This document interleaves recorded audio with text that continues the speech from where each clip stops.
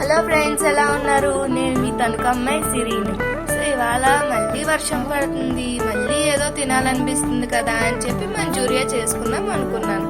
So కాబట్టి cabbage కోసం అని చెప్పేసి నేను బయటకు అలా వెళ్ళొచ్చాను. భలే ఉంది అసలు. అండి ఎలా చేయాలో ఇప్పుడే చిటికలో చూపిస్తాను. 1 కప్పు క్యాబేజీ, 1 కప్పు క్యారెట్, ఉడకబెట్టుకుని స్మాష్ చేసిన పొటాటో, ఆనియన్, కార్న్ ఫ్లోర్ 2 స్పూన్లు, మైదా 2 స్పూన్లు, అల్లం వెల్లుల్లి పేస్ట్, ఉప్పు, కారం, చికెన్ మసాలా అంతా వేసుకుని ఫుల్గా కలిపేయండి. చిన్న చిన్న ఉండలుగా చేసి పక్కన పెట్టేసుకోండి.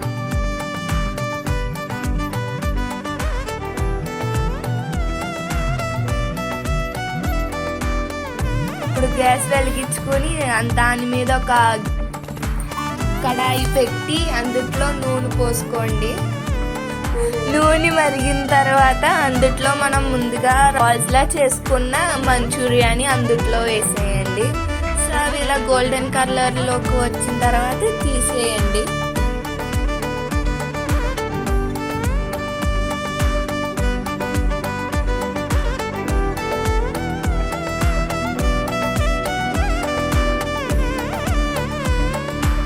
ఆ మంచూరియాని తీసి పక్కన పెట్టుకోండి.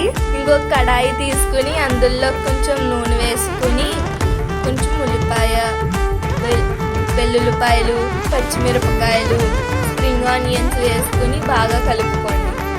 అవి వేగిన తర్వాత మన సాసులు ఉన్నాయి కదా అవన్నీ వేసుకోండి. Vinegar, soya sauce, chilli sauce, టమాటా సాస్ వేసుకుని బాగా కలుపుకోండి.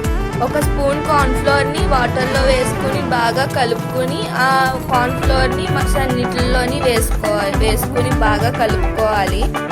అందుట్లో ఆయిల్ పైకి తేలిన తర్వాత మనం ముందుగా చేసి పెట్టుకున్న మంచూరియా బాల్స్ని ఆ సాస్లో వేసుకొని బాగా కలుపుకోవాలి.